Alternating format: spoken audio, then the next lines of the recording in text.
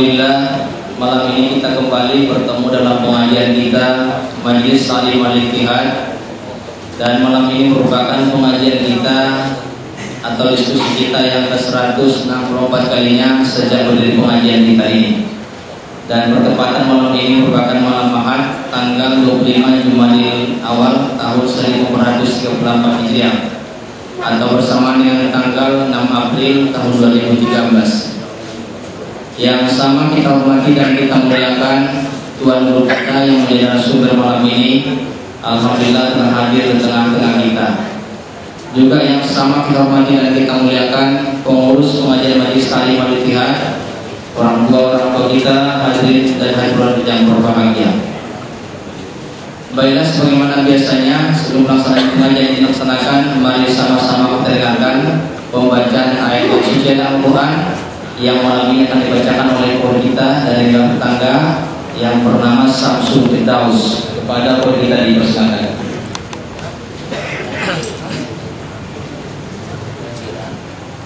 Bismillahirrahmanirrahim.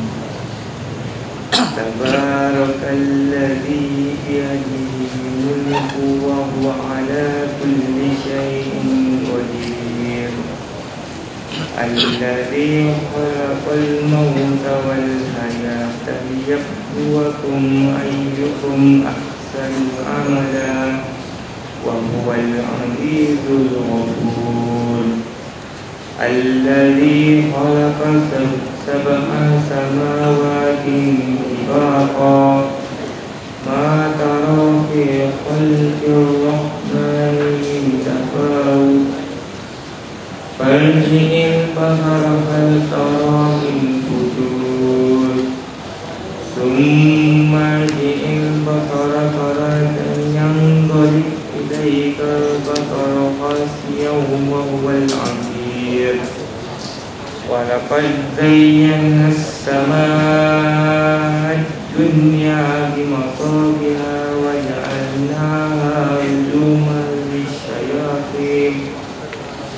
wa ja'alnaha rujuman lisyayatin wa a'tadna lahum azabas sa'ir.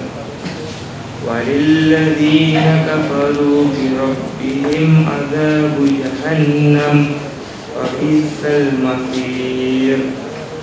Idza ulqu fiha sami'u laha shahiqan wa hiya tafur takadu tamayyazu minal ghayz. Kullama ulqiya fiha fawjun sa'alahum khazanatuha alam ya'tikum nadhir. Shadaqallahul azim. Terima kasih terucapkan kepada guru kita tadi, dan semoga pengajian kita malam ini dapat berkah dari Allah Subhanahu wa taala. Amin amin ya rabbal alamin. Dan guru kita tadi adalah merupakan saudara kita, sahabat kita dari negara jiran Malaysia, dan lagi kuliah di Sumatera Utara Medan pada Fakultas Syariah semester 8 semester akhir. Kemudian narasumber kedua adalah tuan guru kita Dr. Haji Ardiansyah MA yang nantinya membahas masalah sekitar hadis. Kemudian narasumber ketiga adalah tuan guru kita Ustaz Haji Muhammad Hafiz Aziz yang membahas masalah tafsir, yakni tafsir lanjutan tafsir juz 30 atau Amma Yatasaalun. Dan untuk selanjutnya, karena tuan guru kita telah hadir di hadapan kita, langsung saja kita tolong ya. Jadi sudah oke Ustaz kita untuk memberikan ceramah. Sekarang sudah menunjukkan jam 9. Jadi kepada tuan guru kita Dr. Haji Ardiansyah MA yang membahas masalah hadis atau pembagian hadis, klasifikasi hadis. Dan mari sama-sama kita dengarkan, kita simak penjelasan dari tuan guru kita. Dan kepada tuan guru kita dipersilakan. Bismillahirrahmanirrahim. Assalamualaikum warahmatullahi wabarakatuh. Innal hamdalillah نحمده ونستعينه ونستغفره ونستهديه ونعوذ بالله من شرور أنفسنا ومن سيئات أعمالنا من يهده الله فلا مضل له ومن يضلله فلا هادي له اللهم صل وسلم وبارك على سيدنا محمد وعلى آله وأصحابه ومن تبعهم بإحسان إلى يوم المعاد سبحانك لا علم لنا إلا ما علمتنا إنك أنت العليم الحكيم اللهم ألهمنا رشدنا وقنا شرور أنفسنا أما بعد. Yang sama kita muliakan dan kita hormati Tuan Guru kita Al-Ustaz yang akan menyampaikan materinya di hadapan kita. Yang sama kita muliakan dan kita hormati Bapak Dr. Imsah Syatali, spesialis mata yang tadi telah menyampaikan materinya di hadapan kita. Alhamdulillah beliau dapat hadir bersama-sama kita pada malam yang berbahagia ini. Yang saya muliakan dan saya hormati para asatidz dan asatidzah, orang-orang tua kami yang hadir dalam majelis ilmu di malam yang berbahagia ini. Yang saya hormati dan yang saya muliakan para pengurus Majelis Ta'lim Al-Ittihad, Al-Ustaz kita yang senantiasa setia bersama pengajian ini, Ustaz Dahlan sebagai moderator dalam pengajian di Majelis Ta'lim Al-Ittihad ini. Bapak dan Ibu hadirin dan hadirat rahimakumullah, pembahasan kita pada malam hari ini yaitu berkaitan dengan klasifikasi hadis atau taqsimul hadis bihasabil qabul wa rad, yaitu diterimanya suatu hadis atau ditolaknya suatu hadis. Bapak dan Ibu hadirin dan hadirat yang dimuliakan Allah, kita sama telah mengetahui bahwa hadis Rasulullah SAW adalah sumber daripada ajaran Islam setelah Al-Quran tentunya. Al-Imam Al-Auza'i mengatakan bahwa sesungguhnya Al-Quran lebih membutuhkan kepada hadis daripada hadis terhadap Al-Quran. Pernyataan ini maksudnya bahwa ayat-ayat suci Al-Quran banyak dijelaskan rinciannya, detailnya, maknanya, kandungannya lewat hadis Rasulullah SAW. Misalnya perkara salat. Di dalam salat kita tidak menjumpai penjelasan tentang rakaat salat subuh, zuhur, asar, maghrib dan isya, tapi didapati penjelasannya secara mendetail pada hadis Rasulullah. Begitu juga dengan waktunya, tata caranya, tertibnya dan sebagainya macamnya lebih banyak dijelaskan di dalam hadis Rasulullah SAW. Nah, ternyata hadis Rasulullah SAW ini tidak kondisinya seperti Al-Quran. Kalau Al-Quran dibukukan sejak zaman Rasulullah SAW dan memang ada petugas yang menulisnya. Sementara hadis Rasulullah SAW yang tercatat atau yang dicatat di zaman Rasulullah SAW itu sangat terbatas. Baru pada abad kedua Hijriyah lah pembukuan atau yang dikenal dengan istilah kodifikasi hadis itu atau tadwinus sunnah itu dilakukan, khususnya semenjak kekhalifahan Umar bin Abdul Aziz atau yang selalu digelar dengan Khulafaur Rasyidin Al-Khamis yang berpuasa kurang lebih 30 bulan dari tahun 99 Hijriah sampai 101 Hijriah.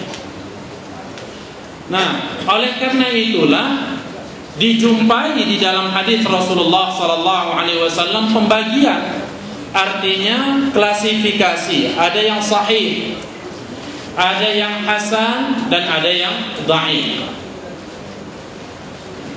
Ada yang bisa diterima, yaitu hadis sahih dan hadis hasan sebagai dalil, sebagai hujjah di dalam ajaran Islam. Dan ada pula yang tidak dapat dipergunakan, seperti hadis dhaif, apalagi hadis itu sudah sangat lemah, dan lebih-lebih lagi kalau hadis itu sudah disebut dengan maudhu'. Walaupun sebenarnya dalam pandangan ulama hadis atau muhaddithun bahwa hadis maudhu', hadis palsu itu tidak disebut dengan hadis. Baik, pada malam hari ini kita mencoba melihat kepada pengertian hadis sahih. Saya yakin kita pernah belajar mustalahul hadis, apakah itu di pesantren atau di fakultas agama Islam atau di tempat-tempat yang lain.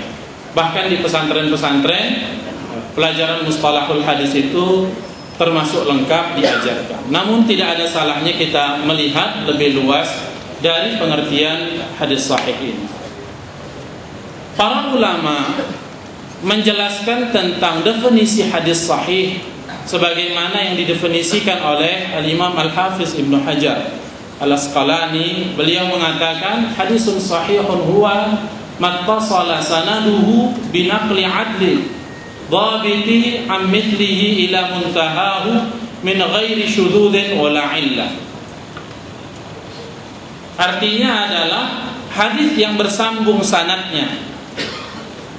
Yang dimaksud dengan sanad, kalau kita membuka buku hadis, misalnya kitab Sahih Muslim atau Sahih Al-Bukhari, maka kita akan menjumpai sejumlah nama para perawi sebelum kita sampai kepada matan atau perkataan Rasulullah SAW di dalam hadis. Maka rangkaian daripada perawi-perawi itu disebutlah dengan sanad. Hadis yang bersambung sanadnya oleh periwayat yang adil. Yang dimaksud dengan adil adalah orang yang beragama Islam. Orang yang kafir tidak dimaksud dengan, tidak dapat dikatakan adil. Artinya orang yang di luar Islam. Dan dhabit itu artinya kuat hafalan.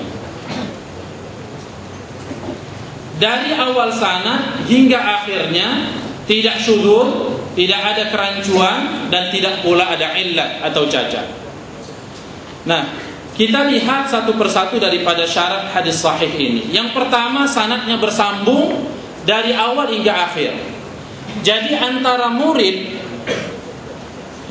dengan guru itu bertemu, wajib bertemu. Kalau dalam Sahih Al-Bukhari, dia wajib pernah belajar dengan guru itu. Tidak hanya sekedar mendengar, tapi wajib menjadi murid daripada gurunya, sehingga barulah dia boleh meriwayatkan dari gurunya itu. Kalau menurut Imam Muslim, bahwa yang dimaksud dengan sanad yang bersambung dalam periwayatan hadis adalah kalau semasa saja. Misal kita contohkan, mungkin ada di antara kita yang tidak pernah bertemu secara langsung, misal ini hanya sekedar misal untuk memudahkan, dengan almarhum Pak Harto misal, secara musyafahah, berhadap-hadapan langsung. Tapi kemudian dia mengatakan, Pak Harto berkata, seakan-akan dia mendengar langsung dari Pak Harto. Menurut Imam Muslim, Kalau dia semasa, artinya imkanul liqa, ada kemungkinan dia bertemu, maka itu masih dapat dikatakan ittisalus sanad, bahwa sanadnya itu bersambung. Tapi kalau dalam pandangan Al-Imam Al-Bukhari tidak, dia mesti pernah bertemu, dan pertemuannya itu memang dalam rangka pengajaran atau belajar. Dan itu harus terjadi dari awal sanad sampai kepada sahabat. Yang disebut dengan sanad itu misalnya dari Imam Bukhari sampai kepada sahabat, misalnya Abu Hurairah. Inilah yang disebut dengan sanad itu. Sampailah kepada Rasulullah sallallahu alaihi wasallam berkata, qala Rasulullah sallallahu alaihi wasallam, maka apa yang dikatakan oleh Rasulullah sallallahu alaihi wasallam itu kemudian menjadi disebut dengan matan. Jadi rangkaian itu. Nah, Bapak dan Ibu sekalian, jamaah yang dimuliakan Allah Subhanahu wa taala, disinilah letak daripada upaya ulama-ulama hadis kita dahulu mencari yang kemudian disebut dengan ar-rihlah fi talabil hadis, studi tour atau perjalanan jauh yang ditempuh untuk mencari hadis. Bisa jadi seseorang itu, seorang rawi berjalan dari Syam misalnya, dari Syria ke Baghdad hanya untuk mendapatkan satu hadis. Boleh jadi ketika dia sampai di Baghdad, dia dapatkan 1-2 hadis, kemudian dia kembali lagi ke Syam, ke Syria misalnya, atau ke Jordania, karena Syam itu luas, balik ke kampungnya. Boleh jadi juga sudah dia menempuh perjalanan berbulan-bulan, ya, tidak dapat apa, seperti riwayat yang selalu diceritakan tentang Al-Imam Al-Bukhari, ketika dia mendatangi seorang syekh yang konon katanya memiliki banyak riwayat hadis. Ketika sampai di rumah syekh itu, dia sempat bermalam di situ, beliau sempat bermalam di situ. Keesokan paginya, ketika syekh itu akan mengumpulkan kuda-kuda dan binatang ternaknya untuk diberi makan, maka diambilnya lah tampah kosong, kemudian diajuk-ajukkannya lah kepada binatang peliharaannya itu untuk datang. Setelah binatang peliharaannya itu dikumpul, maka digemboknya lah kandang, dan ternyata dia tidak mau memberi makan. Karena kejadian itu, Al-Imam Al-Bukhari tidak menerima hadis, satupun hadis dari orang yang seperti ini. Padahal Al-Imam Al-Bukhari telah menempuh perjalanan yang cukup jauh dari Khurasan ke Baghdad. Perjalanan lebih daripada sebulan. Begitu juga perjalanan-perjalanan seperti Abdullah ibn al-Mubarak yang wafat tahun 181 Hijriah, ya, untuk mencari hadis. Makanya dikenal di kalangan ulama hadis suatu istilah, man talabal haditha aflas. Siapa yang mencari hadis, maka habislah fulusnya, habislah duit. Bersyukurlah kita sekarang bahwa saat sekarang ini kita tinggal hanya membeli al-maqbu'at, membeli karangan-karangan para ulama kita dalam bentuk sudah siap cetak. Itu pun kadang-kadang masih susah juga beli. Jadi kenapa ada perkataan man talabal haditha aflas? Karena itu tadi,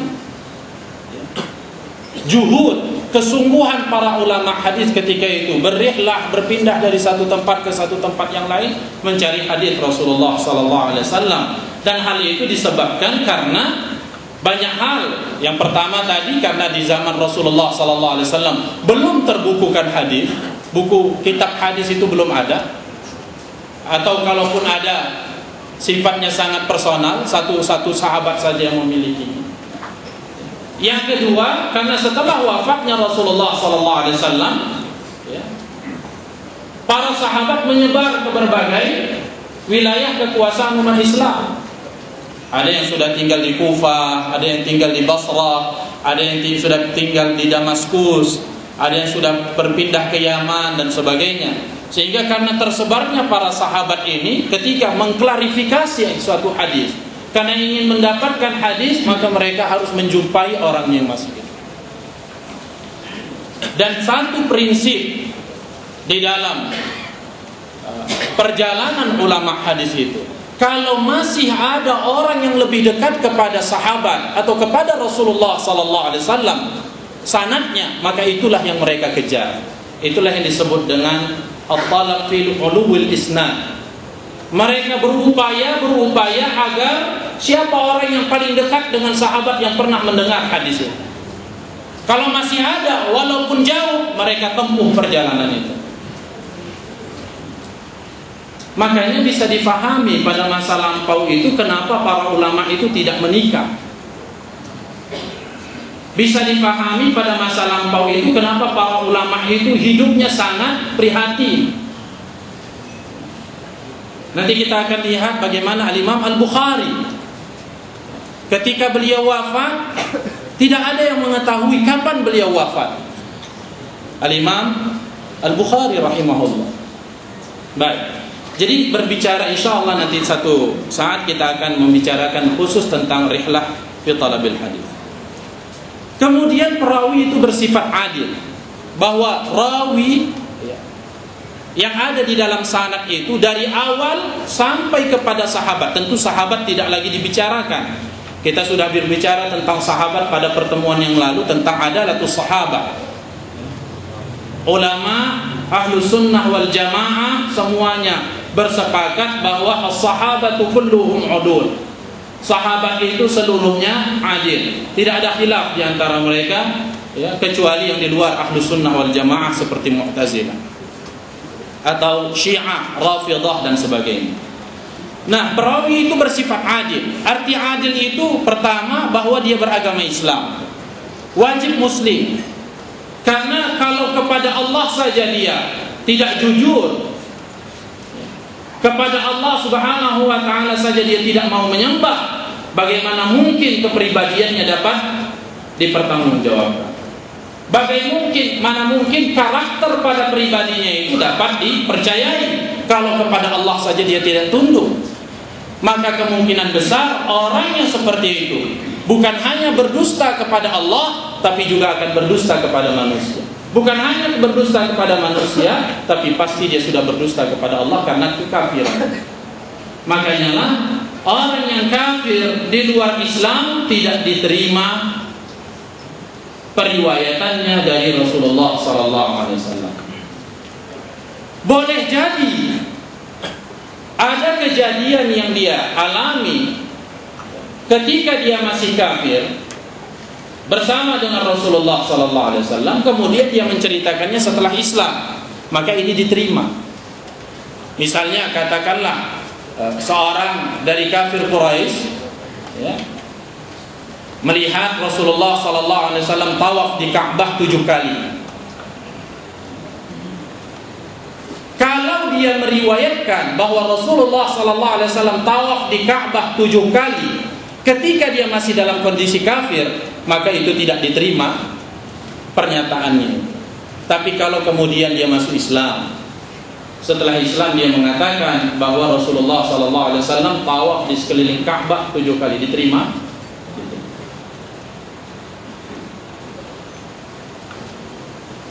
Tentu hal yang seperti ini, artinya periwayatan yang seperti detail seperti ini memang tidak terjadi lagi di zaman kita sekarang ini.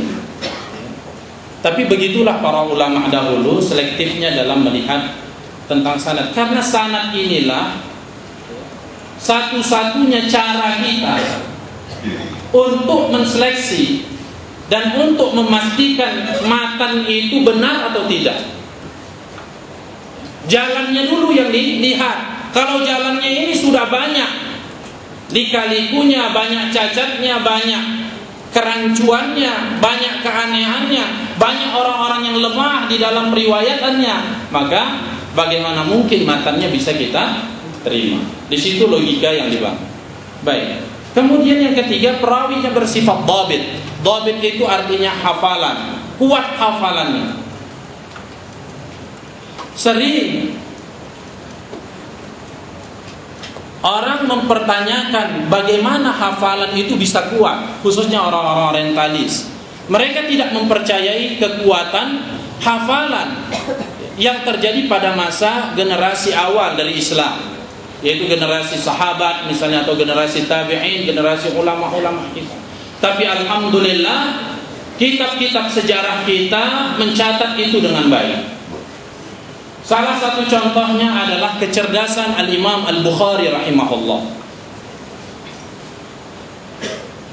Al-Imam Al-Bukhari rahimahullah dalam sebuah riwayat yang dituliskan juga oleh Al-Imam Al-Hafiz Ibnu Hajar di dalam Muqaddimah Fathul Bari yang beliau beri nama Hadyus Sari. Di dalam kitabnya Muqaddimah Fathul Bari itu satu jilid khusus, di mana di situ Al-Imam Al-Hafiz Ibnu Hajar memberikan ulasan-ulasan, komentar-komentar sebagai muqaddimah sebelum beliau masuk kepada syarah Sahih Bukhari. Diriwayatkan bahwa Al-Imam Al-Bukhari yang ketika itu sangat terkenal di dunia Islam, ya, dari kecerdasannya, kehebatannya, selektivitasnya dalam menerima hadis. Dan begitu juga yang menjadi kebanggaan ulama pada masa lampau adalah banyaknya perjalanan yang dia tempuh ke sana kemari untuk mencari hadis. Sehingga ketika Al-Imam Al-Bukhari diundang ke Baghdad di hadapan gubernur, maka ketika itu Al-Imam Al-Bukhari sengaja diuji dengan 100 hadis. Saya yakin riwayat cerita ini tidak asing bagi kita. Ketika beliau datang ke Baghdad, sudah penuhlah halayak di Baghdad ketika itu menunggu kedatangan beliau. Begitu sampai, maka sudah disediakanlah 10 orang dari ulama-ulama yang ada di Baghdad itu yang bersiap-siap untuk bertanya kepada Al-Imam Al-Bukhari. Setiap ulama atau setiap orang yang akan bertanya kepada Al-Imam Al-Bukhari memegang 10 hadis. 10 hadis ini sudah dibolak-balik antara sanad dan matannya. Misalnya matan A dipindah ke matan F, yang matan F dipindahkan ke matan C, begitulah, dipindah-pindahkan matan dan sanad, sehingga dia sudah kacau balau hadis itu.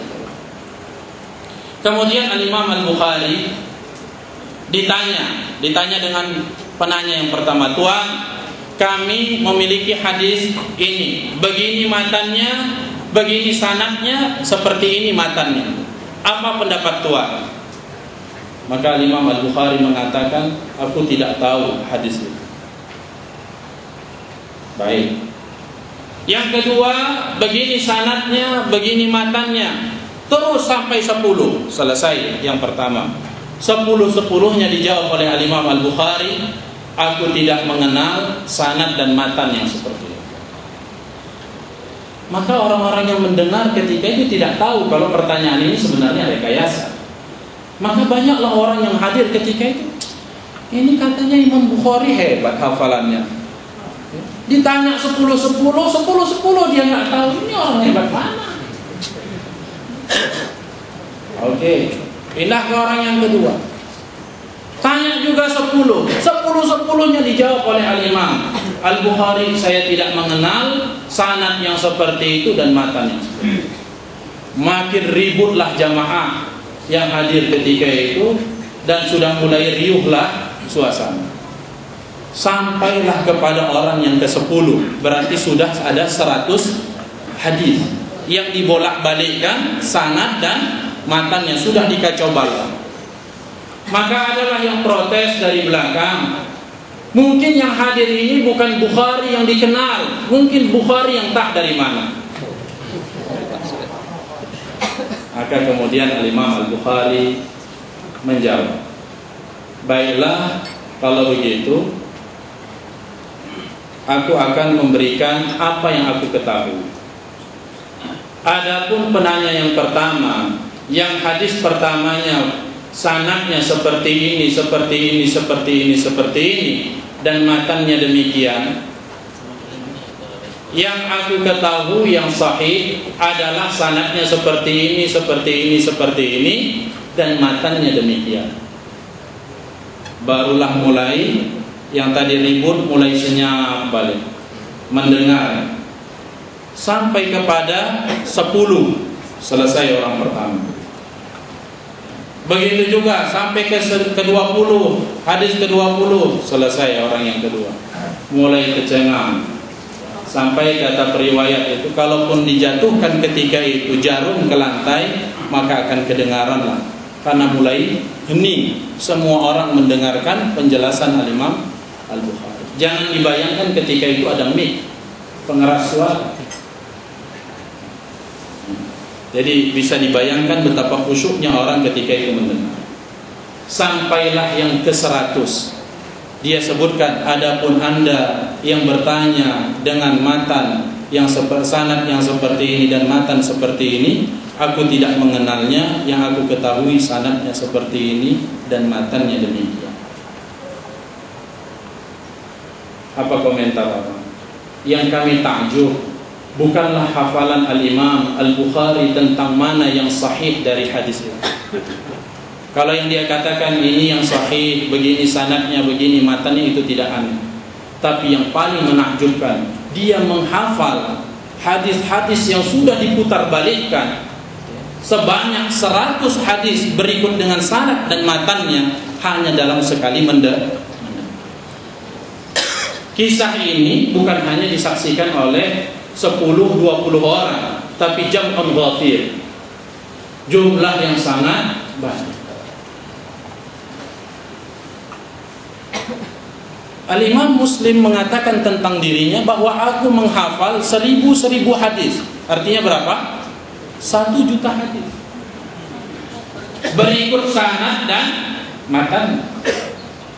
Aku menseleksi kitabku dari lebih 600.000 hadis sahih. Dan tidak semuanya aku masukkan ke dalam. Baik. Jadi inilah yang disebut dengan dhabit. Dhabit itu terbagi kepada 2. Bisa dhabtu sadri, artinya dhabit karena kekuatan hafalannya. Kalau kita istilahkan dengan luar kepala, hafalan luar kepala. Kalau kita memang luar kepala betul. Maksudnya dalam buku.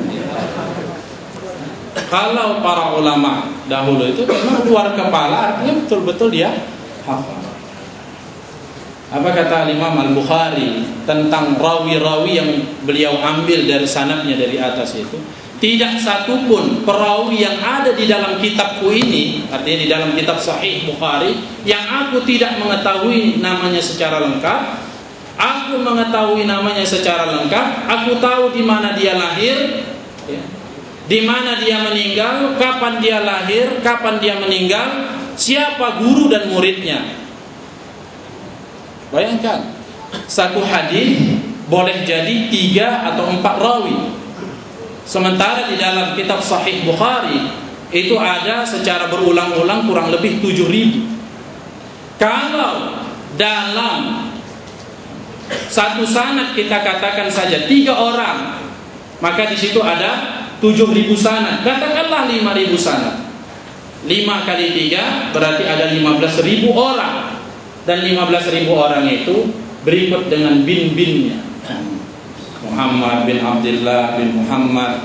Nama orang Arab itu lebih aneh lagi, terbalik-balik. Nanti bisa nama anaknya Muhammad, nama cucunya Muhammad lagi. Biasa. Atau bahkan nama ayahnya Muhammad, nama anaknya Muhammad. Jadi pas emaknya memanggil bingung juga dia. Muhammad katanya, nengok suaminya. Padahal dia manggil anak.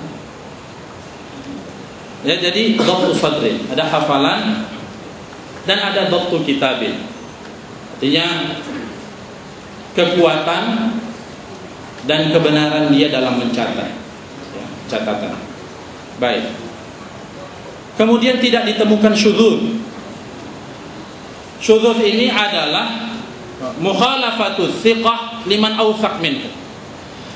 Itu yang para ulama hadis menjelaskan itu, bahwa adanya perbedaan perbedaan redaksi antara yang thiqah dengan orang yang lebih thiqah daripadanya. Dalam hal ini sering terjadi perbedaan pendapat di kalangan ulama dalam menentukan mana yang lebih thiqah. Contoh yang paling menarik itu adalah tentang infak dan sedekah. Hatta la ta'lam ma anfaqa yaminuhu ma anfaqa shimaluhu an yamin.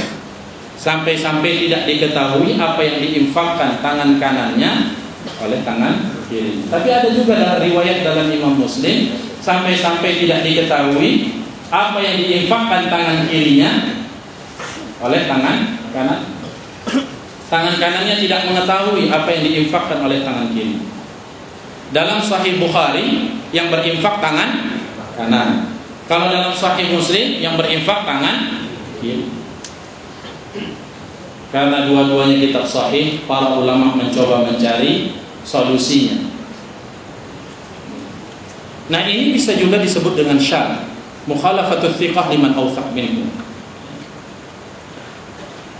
Nah, syudzuz juga diartikan bahwa ada kerancuan dalam redaksinya, seperti misalnya Rasulullah mencaci suatu makanan misalnya. Kalau ada hadis yang seperti itu, maka itu mengindikasikan kalau hadis itu lemah atau bisa jadi palsu. Atau Rasulullah SAW mencaci suatu kaum, menghinakan suatu bahasa, lughatul Farisiyah, lughatul ahli nar. Itu kan ada. Bahasa Persia itu adalah bahasa penduduk neraka. Apa salahnya bahasa Persia itu sehingga dipergunakan di dalam neraka? Kemudian hadis maudhu' yang selalu dihafal juga, al-bajinjanu dawaun likulli da'. Terong adalah obat dari segala penyakit. Kata-kata itu rancu, aneh, ya. Atau bisa jadi juga tidak layak diucapkan oleh seorang Nabi Sallallahu Alaihi Wasallam. Itu juga menjadi catatan. Syudzuz, tidak ditemukan illah, adamul illah. Jadi adamus syudzuz wa adamul illah. Illah itu cacat. Dan di dalam ilmu hadis, illah ini adalah satu ilmu tersendiri, ya, tentang mengetahui cacat hadis. Jadi Bapak dan Ibu sekalian, mungkin masih kita ingat pertemuan kita beberapa waktu yang lalu, saya mengatakan bahwa di dalam majlis-majlis hadis yang disampaikan hadis Rasulullah SAW pada masa lampau itu selalu ada pencatatnya. Jadi guru-guru itu memiliki murid-murid setia dan ada petugas-petugasnya. Seperti misalnya Al-Imam Muslim pernah mengajar di Naisabur. Karena ramainya orang yang hadir ketika itu, sampai-sampai dia harus menggunakan 5 orang. Jadi Imam Muslim mengatakan haddatsana misalnya, maka orang yang pertama mengatakan haddatsana, kemudian yang kedua mengatakan haddatsana, yang ketiga haddatsana, yang keempat haddatsana. Jadi bisa dibayangkan berapa banyak orang yang hadir dalam majelis. Al-Imam Al-Bukhari pernah tercatat sampai 16 orang muazzinnya. Muazzin bukan tukang azan, tapi muballighnya, penyambungnya, karena pada masa itu tidak ada mikrofon. Nah, itu adalah orang-orang yang memang bertugas mencatat. Dan ada yang menarik, salah satu dari guru-guru yang memang takhasusnya menyampaikan hadis itu memiliki murid, tugasnya mencatat murid-murid yang lain. Apa kerjaannya? Oh, kerjaannya mencatat. Hari ini si fulan belajar hadisnya tentang ini A B C D E F. Oh, dia mencatat hadisnya. Si fulan ngantuk ketika hadis yang ketiga, catat. Si fulan keluar dari majlis setelah hadis yang keempat, catat. Apa gunanya? Gunanya ketika nanti yang keluar pada hadis yang keempat, dia meriwayatkan hadis yang keempat itu jadi cacat. Karena apa? Karena dia tidak mendengar langsung.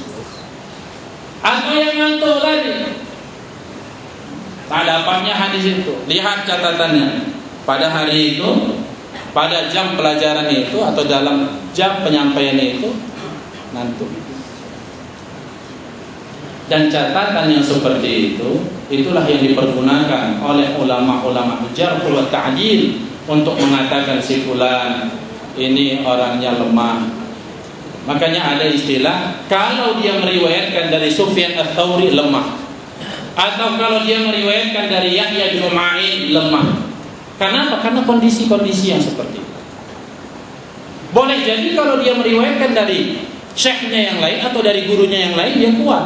Tapi karena dia ketika itu tidak hadir misalnya, atau ngantuk, atau keluar dari majelis ketika itu, maka dia tercatat. Ilat yang seperti ini, cacat yang seperti ini, itu ada ilmunya khusus yang disebut dengan ilmu ilalul hadits. Dan ulama yang paling kompeten dalam bidang ini pertama adalah Al-Imam Al-Bukhari, dan yang kedua yang tercatat adalah Al-Imam Ad-Darqutni. Bahkan Al-Imam Ad-Darqutni itu memiliki satu kitab yang bernama Al-Ilal fil Hadits. Baik.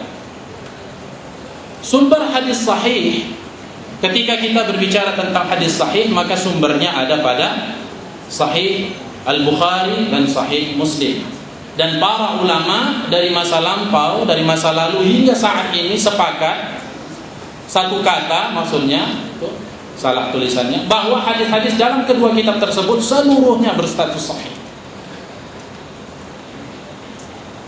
Ada memang ulama seperti Al-Imam Ad-Darqutni itu mencatat kurang lebih 110 hadis dalam Sahih Al-Bukhari dan Sahih Muslim yang terdapat di situ permasalahan. Tapi 110 hadis yang dikritik oleh Al-Imam Ad-Darqutni itu sudah dijawab semuanya oleh Al-Imam Al-Hafiz Ibnu Hajar Al-Asqalani dalam kitab Muqaddimah Fathul Bari yang kita sebut tadi namanya dengan Hadiyus Sari. Satu persatu dipreteli oleh Al-Imam Al-Hafiz Ibnu Hajar, dijawabnya mengapa ini seperti ini, mengapa ini seperti ini, mengapa ini seperti ini. Oleh karena itu sebenarnya sebelum memasuki Sahih Al-Bukhari, mempelajari Sahih Al-Bukhari, maka wajib terlebih dahulu membaca kitab Hadiyus Sari.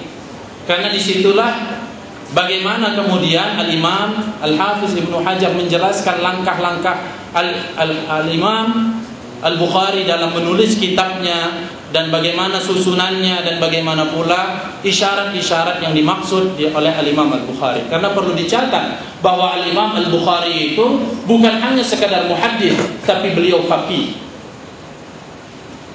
Makanya ada kitab-kitab tertentu juga yang menulis tentang ijtihad Al-Imam Al-Bukhari. Ada pendapat-pendapat khusus dan tersendiri daripada Al-Imam.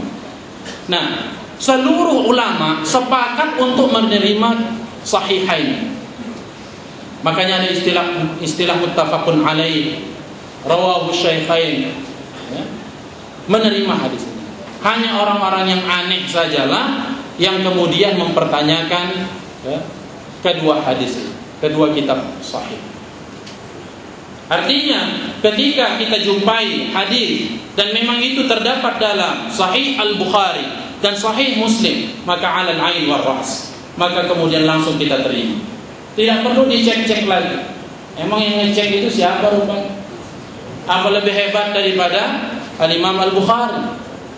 Apakah mungkin dia akan lebih selektif daripada Al-Imam Muslim yang mengatakan, aku seleksi kitabku ini dari lebih 600.000 hadis sahih, dan aku menghafal lebih daripada 1 juta hadis. Kalau istilahnya tuan guru kita, kalau kita sekarang usahakan 1 juta, satunya pun tak terhafal. Nama lengkap Al-Imam Al-Bukhari ini bisa dilihat di dalam biografi beliau. Abu Abdullah Muhammad bin Ismail bin Ibrahim bin Al-Mughirah bin Bardizbah Al-Ju'fi Al-Bukhari, lahir di Bukhara pada bulan Syawal 1194, wafat 256, juga di Bukhara dan juga pada bulan Syawal. Beliau wafat persis pada malam takbiran.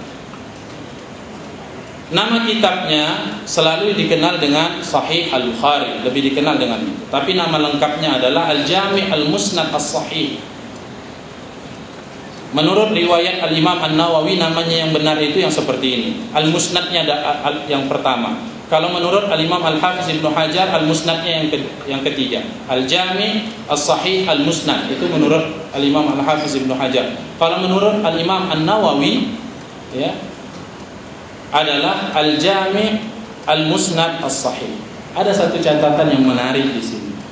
Ketika orang menghujat mazhab Syafi'i, ternyata yang paling paham tentang hadis itu mazhab Syafi'i. Ulama-ulama mazhab Syafi'i.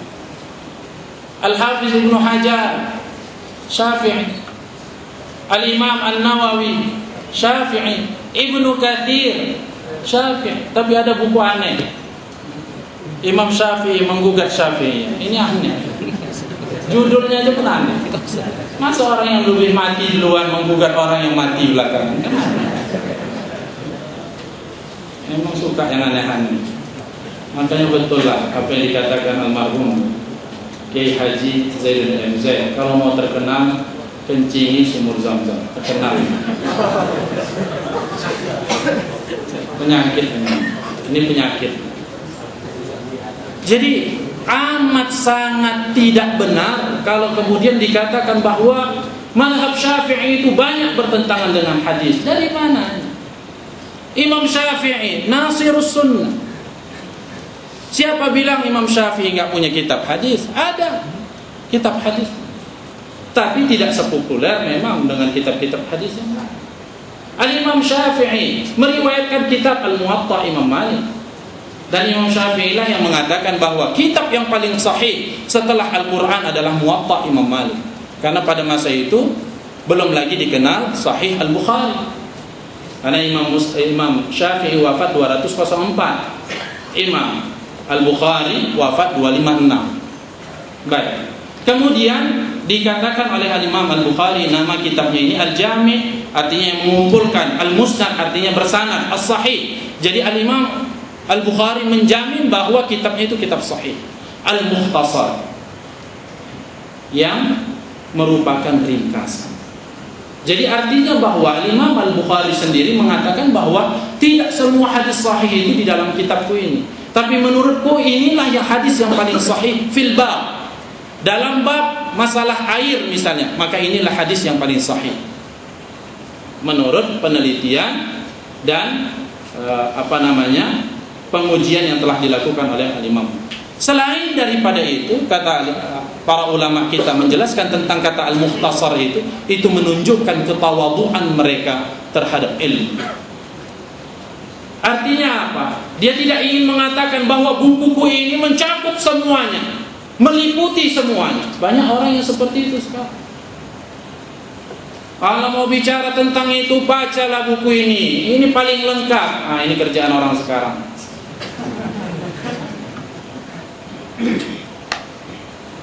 Ulama-ulama dahulu tidak, dia mengatakan al-mukhtasar, menunjukkan ketawaduan mereka terhadap ilmu, bahwa yang dia bahas itu hanya sekelumit lah, sebagian kecil dari min umuri Rasulullah sallallahu alaihi wasallam wa sunanihi wa ayyam.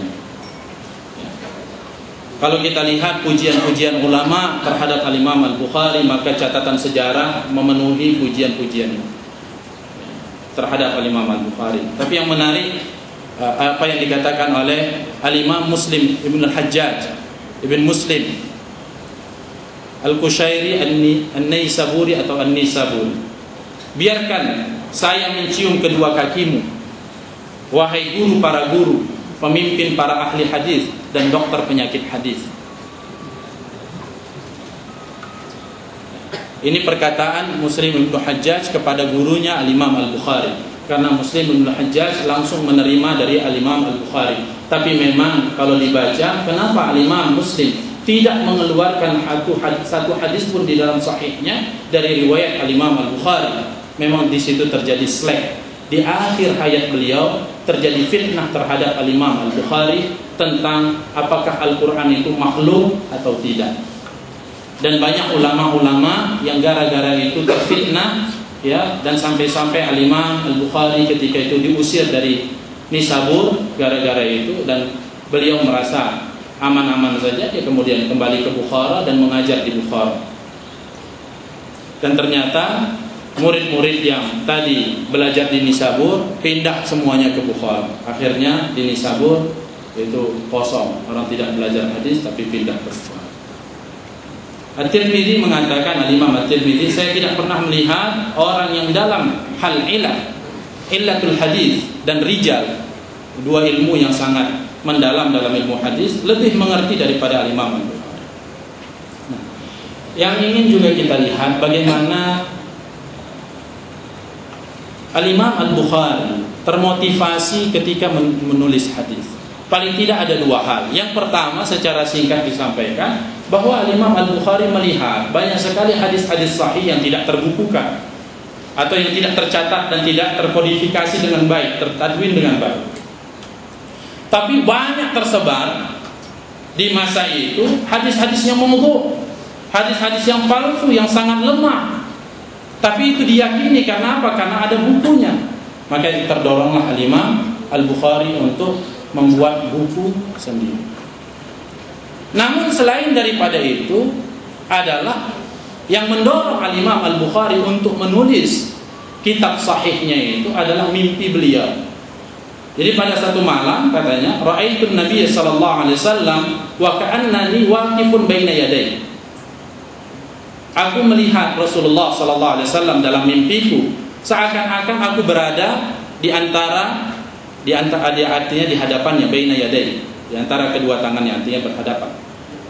Wa biyadi mirwahatun adhubbu biha anhu, dan di tanganku ada seperti kipas yang aku sedang mengipas beliau, kata Imam Al-Bukhari.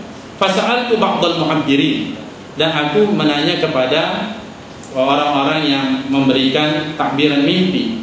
Faqala li, dan mereka mengatakan kepada saya, anta tadubbu anhu al-kadhib, engkau memiliki tugas untuk menghindarkan, artinya menjauhkan dari Rasulullah sallallahu alaihi wasallam dusta-dusta yang dicantolkan atas namanya. Artinya banyaknya hadis-hadis palsu yang beredar, hadis-hadis dhaif yang beredar, itu harus engkau jelaskan bahwa itu palsu, yang sahih yang ini. Fa huwa alladhi hamalani, hal itulah yang membawaku ala ikhrajil jami' as-sahih, untuk mengeluarkan satu kitab Al-Jami' yang merangkum dan kitab sahih. Nah, Al-Imam Al-Bukhari menulis kitab Al-Jami' as-sahihnya ini selama kurang lebih 16 tahun di sisi kuburan Rasulullah sallallahu alaihi wasallam, dan beliau mengatakan, setiap kali aku menuliskan satu hadis di dalam kitabku Al-Jami' as-Sahih, aku salat 2 rakaat. Salat apa itu entahlah. Kalau dikatakan bid'ah, itulah mungkin bid'ah, salat yang bid'ah. Tapi apakah mungkin seorang imam besar melakukan bid'ah yang seperti itu? Baik. Tapi yang jelas 16 tahun, dan selama itu beliau menuliskan hadis, dan kemudian di samping kuburan Rasulullah sallallahu alaihi wasallam. Syarah terhadap Sahih Muslim, Sahih Bukhari cukup banyak. Di antaranya ada yang lebih dahulu daripada Fathul Bari, ada A'lamus Sunan karya Al-Khattabi. Al-Khattabi ini juga punya syarah terhadap Sunan Abi Daud.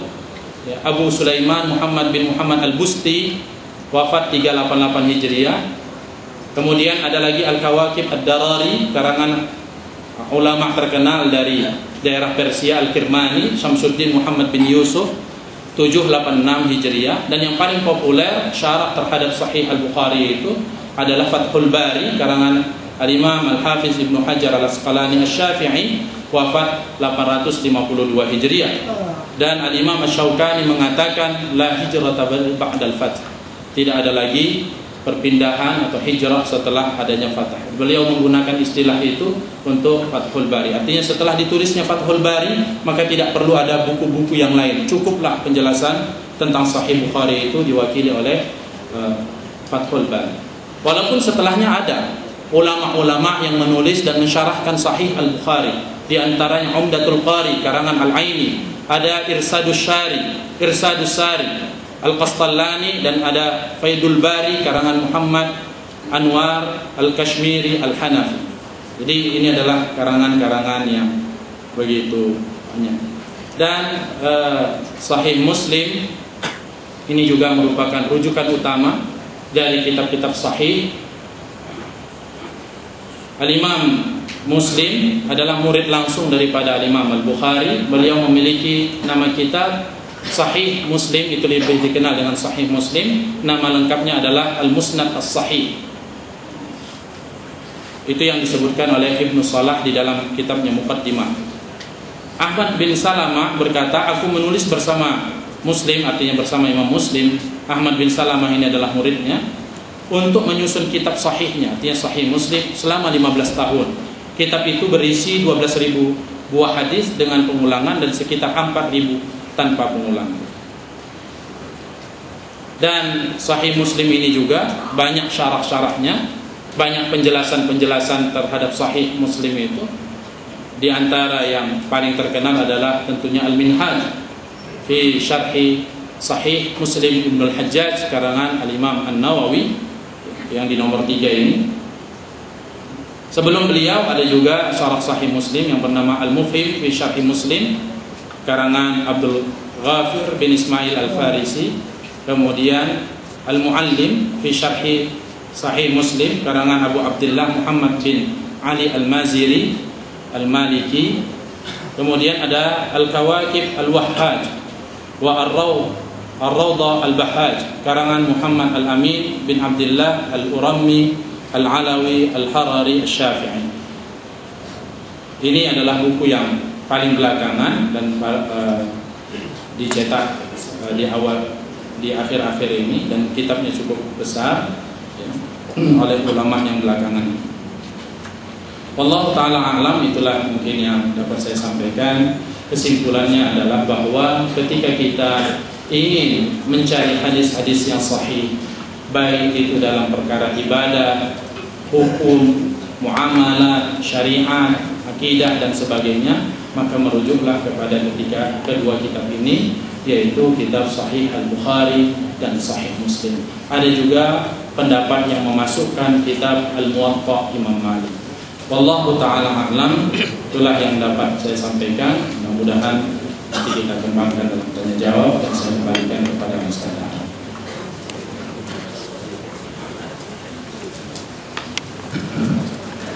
Terima kasih kepada Tuan Guru kita yang telah menyampaikan nantinya. Seolah-olah malam ini adalah kita kuliah hadis 5 kelas, menambah wawasan kita melainkan masalah sampaikan oleh Tuan Guru kita tadi. Dan untuk selanjutnya, mari sama-sama kita dengarkan penjelasan atau materi yang disampaikan oleh Tuan Guru kita Ustaz Haji Muhammad Hamid Azim berkaitan dengan tafsir, lanjutan tafsir atau juz 30 atau amma yatasaalun. Dan kepada Tuan Guru kita dipersilakan.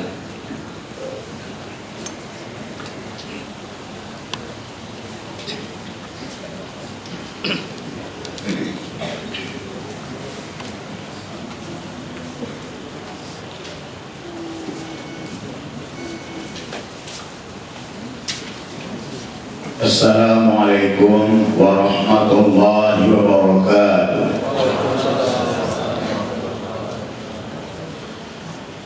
Bismillahirrahmanirrahim. Alhamdulillahi rabbil alamin. Wassalatu wassalamu ala ashrafil anbiya wal mursalin wa ala alihi wa sahbihi ajma'in. Subhanaka la ilma lana illa ma 'allamtana innaka antal alimul hakim. Rabbi shrah li sadri wa yassir li amri wahlul 'uqdatam min lisani yafqahu qawli. Allahumma arzuqna fahman nabiyyin wa hifdzal mursalin wa ilhamal malaikatil muqarrabin birahmatika ya arhamar rahimin. Yang saya muliakan, Tuan Guru kita yang baru saja menyampaikan ceramahnya kita bersama dengan kajian hadis. Tuan-tuan guru, bapak-bapak, ibu-ibu, hadirin wa hadirat rahimakumullah. Pada hari ini, pada malam hari ini kita lanjutkan pengajian kita masalah tafsir, melanjutkan pengajian yang lalu. Namun sebelum saya lanjutkan, ada sedikit kesalahan. Pada pengajian yang lalu saya sampaikan bahwa Qatadah nama seorang sahabat yang berutang, yang menjamin utang. Jadi sebenarnya bukan Qatadah namanya, tapi Abu Qatadah. Yang benar namanya Abu Qatadah, bukan Qatadah.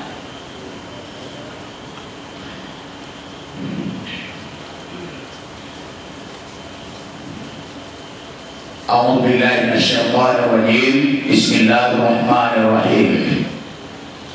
Inna yaumal fasli kana miqata. Sesungguhnya hari kiamat itu adalah waktu yang ditentukan.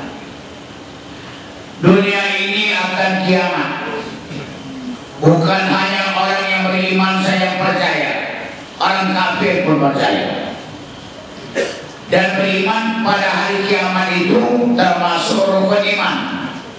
Kalau tidak percaya hari kiamat, rusak imannya.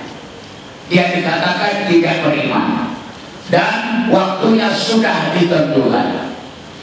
Menurut hadis Rasulullah SAW, hari kiamat itu terjadi pada hari Jumat. Itu hadisnya sahih.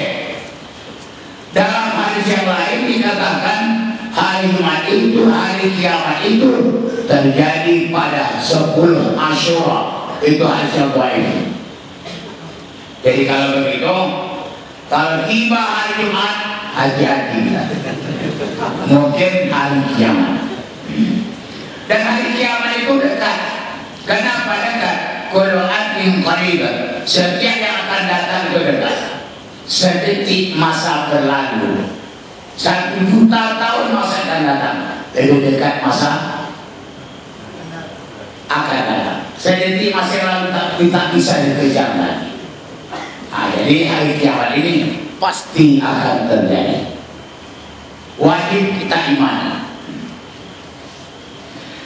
Kemudian sesungguhnya hari kiamat itu hari yang dijanjikan bagi orang terdahulu dan orang yang akan datang. Dia akan mendapat apa yang dijanjikan oleh Allah Ta'ala berupa pahala atau dosa, berupa pahala atau siksa. Pada hari itulah akan dilaksanakan keputusannya. Maka dikatakan juga yaumul fasli, faslul qada, hari diputuskan masuk surga atau masuk neraka. Kenapa dikatakan hari kiamat itu yaumul fasli? Lianna Allah yasiru fi hukmihi baina khalqihi. Karena Allah Ta'ala memutuskan padanya hukumnya di antara makhluknya. Masuk surga, mana yang ke surga, masuk dia ke surga. Mana yang ke neraka, masuk dia ke neraka. Kekal selamanya kalau dia kafir, sebatas dosanya kalau dia orang beriman. Orang beriman yang maksiat dikatakan mukmin asin. Jadi mukmin yang maksiat, dia masuk neraka seukuran dosanya, kemudian dikeluarkan kembali. Tapi jangan coba-coba, jangan dibayangkan aku masuk neraka lah seminggu aja.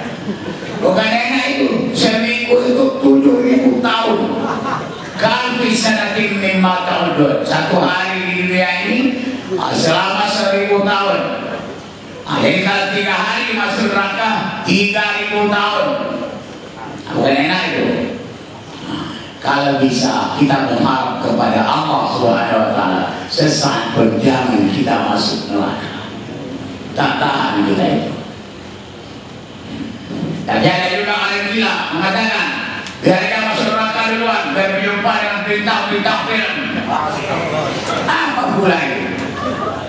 Ditakdir bacanya. Nah, kemudian yauma yunfahu fis-sur fatatuna afwaja. Pada hari ditiupkan sangkakala, maka kamu datang berkelompok-kelompok.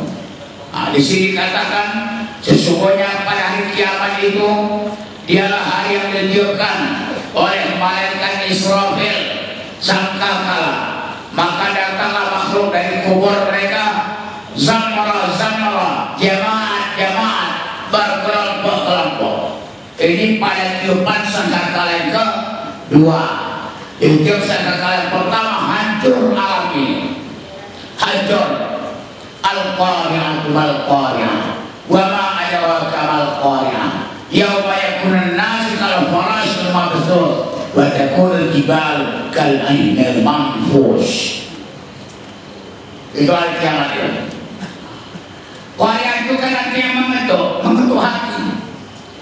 Manusia bagaikan kupu-kupu yang berterbangan, alam sebagaikan aneh-aneh, gunung-gunung bagaikan kapas yang dihembus, gunung aja macam kapas. Macam mana?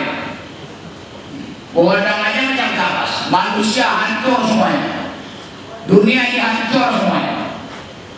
Itu tiupan sangkakala yang pertama. Kemudian ditiupkan sangkakala yang kedua, bangun manusia di dalam kuburnya. Jadi semua manusia yang bangun dari kuburnya itu semuanya telanjang. Semuanya telanjang, sebagaimana sudah pernah kita kemukakan. Dan laki-laki tidak berkhitan, sangat hina kelihatan di padang mahsyar itu. Maka kita berjumpa dengan padang mahsyar yang sangat mengagumkan, sangat menakutkan. Berjalan kita di padang mahsyar itu. Itulah namanya hari kiamat. Dan kemudian wa futihatis sama fakanat abwaba, dan dibuka langit, maka langit itu berpintu-pintu. Langit itu ditentukan sangkakala tadi, langit itu dilipat oleh malaikat, kemudian disadarkan di arsy Allah Ta'ala. Kapal isinya dengan kutub seperti lipatan kertas. Langit itu kemudian disadarkan di arsy Allah Ta'ala. Lalu pada waktu itu langit itu berpintu-pintu. Ada beberapa pintu, jadi banyak pintunya, menjadi tempat yang jangan lewat lalu, terutama linuzulil malaikah, untuk turunnya malaikat. Di langit itu penghuninya malaikat. Turunlah malaikat ke bumi. Kemudian setelah itu wasidratil jibal fakanat saraba, gunung-gunung dijalankan, maka dia seperti fata morgana. Gunung fata morgana, gunung besar itu dilihat macam ada tapi tak ada. Begitulah dibuat oleh Allah Ta'ala. Berhamburan gunung-gunung itu, manusia menyangkanya fata morgana, dan dia nyata di padang manusia. Jadi pada hari kiamat itu nanti gunung-gunung hancur, semuanya hancur. Yang tidak hancur ada juga hari kiamat, tapi yang tidak hancur. Asingan apa itu? Termasuk yang tidak hancur itu adalah tidak mati. Roh itu tidak mati. Ayyul lana juga tidak mati. Arsy tidak hancur itu. Kursi tidak hancur. Lauh mahfuz tidak hancur. Al-qalam tidak hancur. Surga dengan segala nikmatnya tidak hancur. Neraka dengan segala adabnya tidak hancur. Lain daripada itu hancur semuanya. Maha dahsyat hari kiamat itu. Tsunami dahsyat. Hari kiamat pasti terjadi. Nah, kemudian inna jahannama kanat mirsada lit-taghina ma'aba labithina fiha ahqaba. Sesungguhnya neraka jahanam. Sekarang ada juga orang bikin lawak-lawak, jangan dilawak ini. Saya tak mau jahanam, jangan tunjuk saya mau. Apa pula itu? Neraka jahanam, jangan permainkan neraka itu. tak payah dituduh sama dia. Aneh manusia ini. Ada pengintai. Jadi neraka itu ada penjaganya. Penjaga itu mengintai, mengintip, memperhatikan orang masuk neraka itu. Lintohi nama apa? Bagi orang yang melampaui batas, neraka itu adalah tempat kembalinya. Jangan diperingan alam neraka. Jangan. Seperti kata-kata yang tadi, masuk neraka seminggu aja. Jangan. Atau jangan pula berkata begini, kalau dilihat diri saya ini tak mungkin masuk surga. Ada pula tak mungkin masuk surga. Jadi tak mungkin masuk surga, usah apa itu? Dia sendiri mencap dirinya masuk neraka. Jangan. Jangan coba-coba itu. Itu bagi orang yang melampaui batas. Kemudian dia berdiam di dalam neraka itu berabad-abad lama. Jadi berabad-abad, jangan disangka dalam neraka itu 1 abad, 2 abad. Tak ada begitu. Itu cerita Mustafa itu berabad-abad saja. Selama-lamanya orang kafir dan neraka itu, selama-lamanya. Khalidina fiha abada. Mereka kekal dalam neraka itu selama-lamanya. Nah, neraka Jahannam itu adalah hukuman Allah, disediakan bagi orang yang melampaui batas dan orang-orang yang sombong. Jangan sombong. Karena Nabi kita pernah mengatakan, la yadkhulul jannah man kana fi qalbihi mithqal habatin min kibrin. Tidak akan masuk surga orang yang tidak ada dalam hatinya walau hanya sebiji sawi sebesar biji bayang dari rasa sombong. Jangan ada sombong. Menyombongkan ilmu tidak boleh. Kalau ada rasa sombong, coba bandingkan diri kita dengan orang yang lebih alim dari kita. Mana lebih alim aku dari Imam Syafi'i? Mana lebih alim? Milik kuku Imam Syafi'i pun tak ada. Mana lebih alim aku dari Imam Al-Bukhari? Itu caranya. Jadi jangan merasa alim, jangan merasa tinggi, karena akhirat itu diberikan Allah kepada orang yang tidak menginginkan ketinggian dalam hidup dunia. Biasa saja. Kalau dia ustaz, asyik, ulama besar, dia merasa kecil saja. Merasa kecil saja. Jangan merasa sombong, tak bagus itu. Tak bisa masuk surga orang sombong. Iblis tidak mau sujud kepada Adam. Kenapa? Karena sombong. Apa maksud barokah minal kafirin? Jadi kita mau masuk surga sombong pula. Iblis tak masuk surga karena sombong. Jadi kalau kita masuk surga sombong, takkan bisa masuk surga itu. Tak usah, jangan sombong. Kalau sombong dengan ilmu, bandingkan diri kita dengan orang yang lebih alim dari kita. Kalau sombong dengan kekuatan, gagah, bandingkan diri kita dengan kerbau. Mana yang kuat kerbau dari aku? Ayo, kan itu kuat kerbau itu. Kalau dia tampan, coba bandingkan dengan Nabi Yusuf. Mana yang tampan dengan Nabi Yusuf? Tak mirip itu. Apalagi Nabi Muhammad, segalanya itu. Jangan bangga, jangan sombong. Jangan kalian keturunan harus sombong, berdarah biru. Ada berapa orang berdarah biru? Jadi keturunan orang-orang alim itu yang bagus. Jadi keturunan berdarah biru, tak tahu saya itu. Ada cumi-cumi gitu. Nah, jadi orang yang melampaui batas tadi, yang sombong itu dimasukkan ke dalam neraka. Kemudian yang suka menyalahi para rasul itu disalahinya, dan mereka itu akan dimasukkan ke dalam neraka. Mereka bertempat di dalam neraka itu majamatin duhur, selama-lamanya. Selama-lamanya. Karena ada buku itu neraka. Waktu anak-anak saya baca buku. Tapi gambar-gambar ada buku itu tak benar itu. Ada dipotong lidahnya, ada dipotong lehernya. Akhirnya itu gambar-gambar itu hanya citaan hayal semata. Yang betul itu. Karena neraka dan surga itu sama. Mala ainan ra'at, wala udhun sami'at, wala khatar ala qalbi bashar. Tidak pernah dilihat mata, tidak pernah dengar telinga, tidak pernah terlintas dalam hati manusia. Bagaimana sakitnya sisa dunia ini, lebih sakitlah sisa neraka. Ada orang bawahnya dia mengadakan pada set bebas, ditangkap bawahnya, kemudian diiris tangannya, dikasih garam, diiris lagi, dikasih garam. Pernah itu terjadi seperti itu. Pernah terjadi dulu di Dubai, di kampung saya. Ada iris kasih garam, iris kasih garam. Mirip sisa neraka itu. Mirip, sedikit pun tak mirip. Tak mirip itu. Sisa neraka itu luar biasa. Apalagi Allah malah, kalau Allah malah marah kepada hambanya, kepada seorang, dipandang saja oleh Allah Ta'ala dengan pandangan kemurkaan, mencair tubuhnya, mencair tubuhnya, macam lilin, sakit itu. Jadi bayang-bayangkanlah sekarang, jangan ketawa-ketawa aja.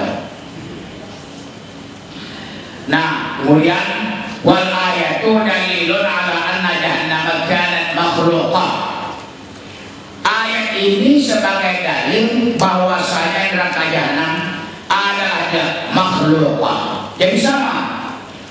Surga sudah ada, neraka pun sudah ada. Yang tak percaya itu siapa? Mu'tazilah.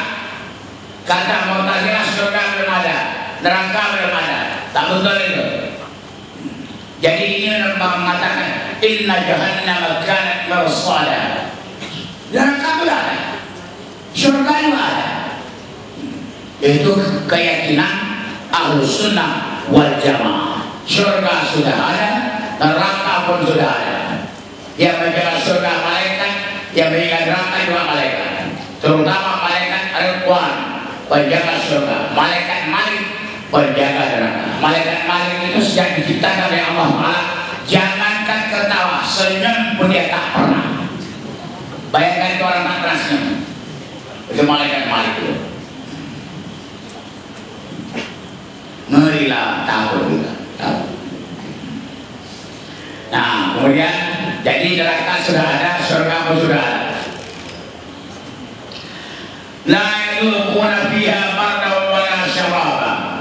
Mereka tidak merasakan di dalamnya dingin dan tidak pula minuman. Mana dingin api neraka, panas, dan tidak pula ada minuman. Tak ada minuman di sana, tak ada air. Kalau meminum juga ada juga minumnya. Illa hamimau wa wassaqa, kecuali air yang mendidih dan nanah. Jadi wassaqa itu darah bercampur nanah. Minumlah air mendidih, minumlah darah bercampur nanah itu.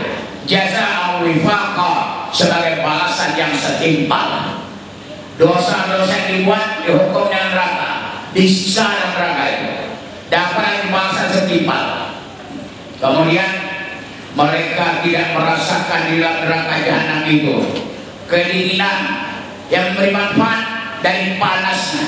Jadi ada dingin lawan panas, ada panas saja. Kemudian tidak pula ada minuman yang memberi manfaat dari kehausan mereka. Haus lalu ada minuman, tak ada itu. Yang ada ilal hamim, yaitu air yang mendidih. Air yang mendidih. Kemudian tadi wa wassaqa swadidu ahli nar, darah bercampur nanah. Kalau meminum itu lagi mendengarnya pun kita jijik. Bagaimana pula minum darah bercampur nanah? Darah bisul itu. Sanggup minum itu. Nah, itu nanti di akhirat. Wa hadzal adab wa fiqud dambil azim. Dan ini sisa ini cocok, sesuai, sepadan dengan dosa besar yang pernah mereka lakukan. Nah, ini dosa sekarang ini macam-macam. Kalau kita ikuti siaran televisi, ya Allah subhanallah, nah, sampai ada lagi pemerkosaan anak kandung sendiri. Kemudian juga ada di Surabaya pasangan suami istri berhubungan intim, disuruh pula orang menontonnya, bayar 800.000 satu orang. Ya Allah, negara apa negara ini? Negara kacau balau, tak jelas. Yang melarang itu pun tak ada lagi orang. Orang berhubungan intim pun ditonton. Banyak yang lain yang bisa ditonton, itu boleh ditonton. Perbuatan maksiat semakin menjadi-jadi, tak bisa aman namanya, tak bisa aman, tak bisa damai. Orang sibuk buat politik, memperbaiki partai-partai, ustaz-ustaz rekrut pula anggota partai, ikutlah caleg lagi. Tak puas jadi ustaz aja. Nah, jadi kemudian innahum kanu la yarjuna hisaba wa kallamu bi ayatina kadzdzaba. Sesungguhnya mereka itu takut terhadap hisab. Hisab itu dia takut. Kenapa takut? Dah tahu dia. Kalau hisab masuk neraka. Nah, kemudian mereka mendustakan ayat kami sesungguhnya karena mereka melakukan amal-amal kejahatan, perbuatan mungkar. Lalu karena itu mereka tidak mengharapkan pahala, tidak ada pahala, tidak amal mungkar, dan mereka takut kepada hisab. Kenapa begitu? Karena mereka tidak beriman dengan hari berbangkit. Ini masalah pertama dulu. Tidak beriman kepada hari berbangkit. Bagaimana beriman? Apa mungkin manusia ini sudah mati, tulangnya sudah hancur, hidup kembali? Apa yang benar? Mungkin. Allah Subhanahu wa Ta'ala lebih dari itu berbicara. Dari tidak ada menjadi ada. Asal manusia tidak ada, berubah ini ada, bisa. Apa yang tidak pernah ada diulang kembali citanya. Menurut logika lebih mudah itu bagi Allah Ta'ala. Tetapi bagi Allah Ta'ala tidak ada cerita mudah, payah, tak ada bagi Allah. Semuanya sama saja, mudah semua bagi Allah Ta'ala. Nah, jadi mereka tidak beriman dengan hari berbangkit. Nah, kemudian waktu syai'in ahsaynahu kitaba, segala sesuatunya telah dicatat dalam kitab. Telah tercatat dalam kitab amal ibadah, catatan amal. Jadi inna alimna jami'a amal ibadah wa katabnaha alaihi wa katabaha al-hafadha kitabatan tammatan syamilatan. Sesungguhnya kami mengetahui semua amal manusia ini dan kami catat amalnya itu, kemudian ditulis oleh malaikat hafadhah. Catatan hafadhah itu kitabatan tammatan syamilatan, tertulis sempurna, lengkap, cantik sekali, lengkap. Lebih panjang data ini lagi dari data KPK ini lebih lengkap, lebih mantap. Kemudian kami akan balas amal mereka, kata Allah Ta'ala. In khairan fa khairun wa in syarran fa syarrun. In khairan fa khairun, in khairan fa khairun. Apa yang khairan ini? Apa? In khairan fa khairun wa in syarran fa syarrun.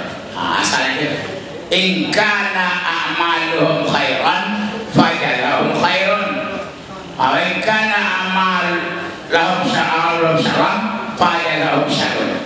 Jika amal mereka baik, balasannya baik. Kalau amal mereka buruk, maka balasnya buruk. Tuhan tidak mau menganiaya hamba. Jadi terserah kepada kita saja. Secara syariatnya terserah kepada kita. Mau ke surga silakan, mau ke neraka silakan, semua terserah Anda. Itu bahasanya syariat, tapi sebetulnya semuanya melalui apa yang sudah ditakdirkan oleh Allah Ta'ala pada diri kita masing-masing. Nah, kemudian fadhuqu falan nazidakum illa adzaba, maka rasakan oleh kamu, tidak ditambah kepada kamu kecuali azab, siksa. Nah, di sini ada keterangan Abdullah bin Amr. Allah Ta'ala tidak menurunkan tentang cerita ahli neraka yang lebih dahsyat dari ayat ini. Maksudnya ayat ini paling dahsyat menceritakan neraka, sehingga Allah Ta'ala mengatakan fadhuqu, maka rasakan oleh kamu. Kita lihat dulu sini. Yang pertama, falan nazidakum. Lan yang ada pada kalimat itu gunanya letakkan fil nafi. Maka tidak akan ditambah kepada kamu kecuali siksaan. Nah, kemudian pada ayat ini ada yang tidak sesuai kelihatan. Pada ayat pertama Allah Ta'ala mengatakan la yaduna hisaba, mereka takut kepada hisab. La yadun, mereka. Kemudian paduku, maka rasakan oleh kamu. Kan berbeda. Pertama mereka, yang kedua kamu. Kenapa Allah mengatakan demikian? Ini menunjukkan sempurna kemarahannya. Sangat marah Allah Ta'ala. Dan Allah Ta'ala mengatakan paduku, maka rasakan oleh kamu seperti berhadapan dengan mereka. Musyafah, berhadapan dengan mereka, rasakan kamu. Jadi siksa neraka yang paling dahsyat diceritakan dalam ini, rasakan kamulah neraka itu. Itu disebabkan amal ibadahnya. Nah, habislah cerita neraka. Begitulah kurang lebih sepintas melalui ayat ini. Dan biasanya Al-Quran itu kalau bercerita basyirah wa nadhira, ada kabar gembira, ada kabar menakutkan. Nah, kalau sudah habis cerita neraka, cerita surga. Kalau habis cerita surga, cerita neraka. Dan begitulah Al-Quran. Cuma orang sama sekarang ini aneh. Tak usah cerita neraka, kita punya Al-Quran aja. Kalau ada ustaz cerita neraka marah dia. Tak usah cerita neraka lagi. Nah, tak usah cerita mati lagi. Kita ini masih hidup.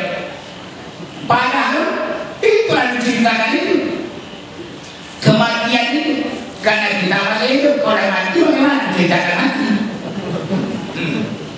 Tak bisa lagi. Waktu hidup dan pikirkan itu. Nah, jadi sekarang ini cerita neraka, cerita surga. Inna lil muttaqina mafaza, hadaiqa wa anaba, wa kawa'iba atraba, wa kasan dihaqa. La yasma'una fiha lagwan wa la kadzaba, jazaa'an min rabbika ata'an hisaba. Sesungguhnya bagi orang-orang yang bertakwa itu kemenangan. Jadi kalau dia bertakwa kepada Allah Ta'ala menang.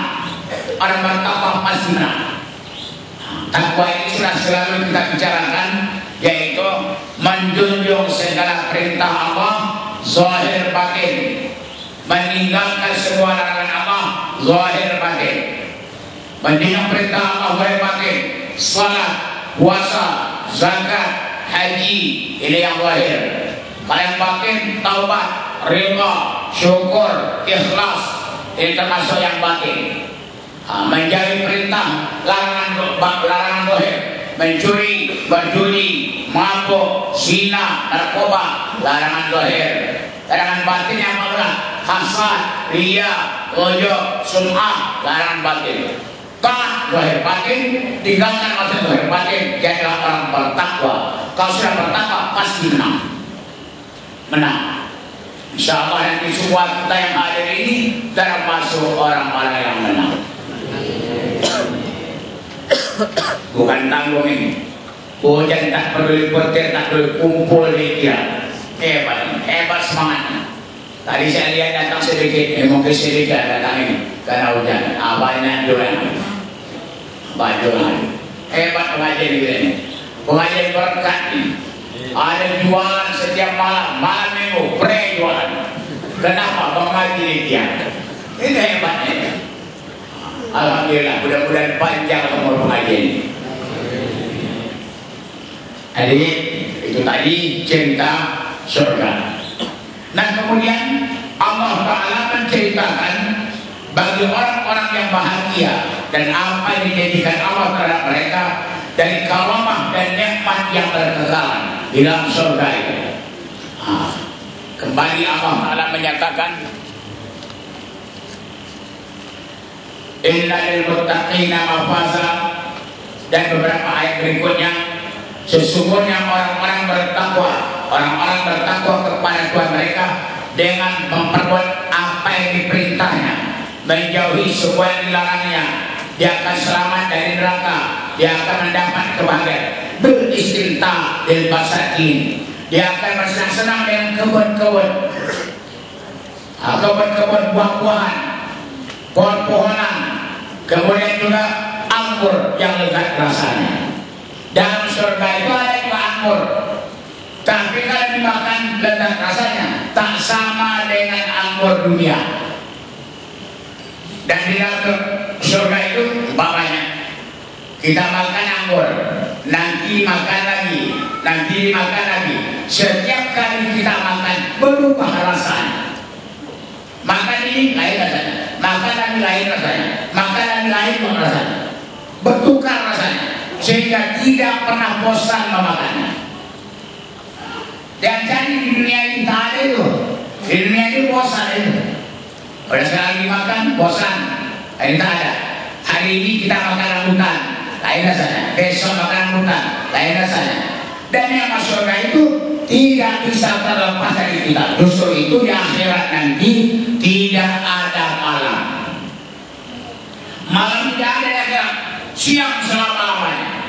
Karena kalau malam kita tidur, maka terlepas kenikmatan surga dari kita waktu kita tidur. Tidak boleh terlepas sedetik pun, jaga seluruhnya. Siang saja, jaga saja. Itu di hari akhir menurut kitab tafsir Asy-Syaikh As-Sawi Al-Maliki. Pokoknya bernikmat-nikmat lah. Jadi orang sekarang ini tidak, di dunia ini dia bernikmat-nikmat, santai-santai. Bukan di sini tempatnya, di sana tempatnya, sana. Kita akan ke sana, semua akan di sana. Nikmat-nikmat surga itu. Kemudian ada apa lagi nikmat surga itu? Bidadari yang sebaya. Bidadari yang sebaya, cantik, perempuan-perempuan yang cantik. Ini beragam kurang sopan bahasanya. Yang mana payudara mereka tegak di atas dada mereka. Bagaimana? Payudara yang tegak di atas dada mereka.